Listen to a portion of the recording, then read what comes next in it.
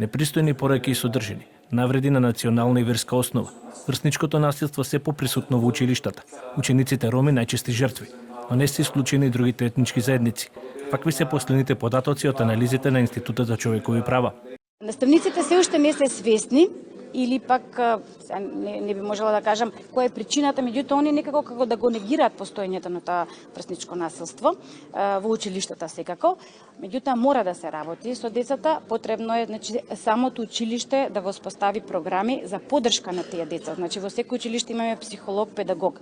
Тие деца треба да се осеќаат слободни, да може да кажат во училиште што им се случува, да кажат дома, да не бидат осудувани, затоа што последиците од врсничкото насилство се огромни. Ние имаме случаеви, веројатно вие како медиуми пратите дека имаше случаеви кога заради врсничко насилство имавме и некои самоубиства на деца во последно, и тоа на малолетници.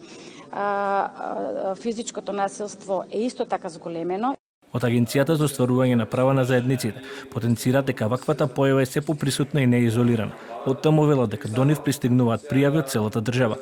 Социјалниот статус, етничката припадност, лошото воспитание од дома, воспитување, имаме доста, за жал, по однос на новите технологии, социјални мрежи, и тоа многу допринесува до врсничко насилство. Експертите сметаат дека ваквите појави се процентуално слични кај сите етнички групи.